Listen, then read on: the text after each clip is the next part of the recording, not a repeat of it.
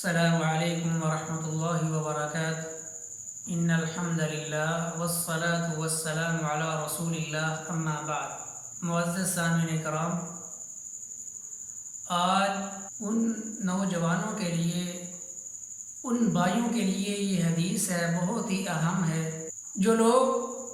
جو مسلمان بھائی جنت کی خواہش رکھتے ہیں، اس کے لیے جدوجہد کرتے ہیں، محنت کرتے ہیں، کاوش کرتے ہیں، اس جنت کے لیے اسٹرگل کر رہے ہیں۔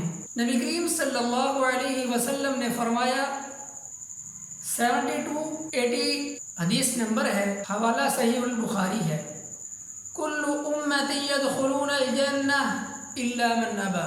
سیدنا محمد رسول اللہ صلی اللہ علیہ وسلم نے فرمایا، کل امتی یدخلون الجنہ، میری امت کا ہر انسان، ہر مسلمان یدخلون الجنہ، جنت میں داخل ہوگا، الا من ابا، سوائے اس کے جس نے انکار کیا۔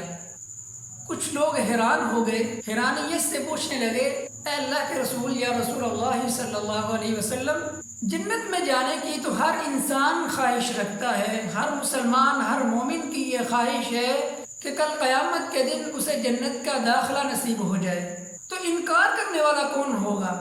نبی کریم صلی اللہ علیہ وسلم نے فرمایا، من اطاعنی دخل الجنہ، جس نے میری اطاعت کی وہ جنت میں داخل ہوگا، ومن عصانی فقد ابا، اور جس نے میری نافرمانی کی، جس نے میرے احکامات سے منہ موڑ لیا، فقد ابا، اس نے انکار کیا۔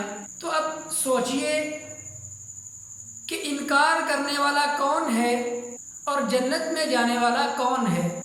اگر جس نے اس دنیا میں رہتے ہوئے اللہ رب العزت اور اس کے آخری پیغمبر جناب محمد الرسول اللہ صلی اللہ علیہ وسلم کے احکامات کو اپنے سینے سے لگایا، ان کو پڑھا، سمجھا اور اس پہ عمل کیا، یقین جانیے اس دنیا کے اندر رہتے ہوئے اس انسان کے لیے جنت کا سرٹیفکیٹ اللہ رب العزت نے تیار کر لیا ہے۔ اللہ مجھے اور آپ کو اس حدیث پہ عمل کرنے کی توفیق عطا فرمائے۔ اقول قولی ھذا وآخر دعوانا ان الحمد للہ رب العالمین۔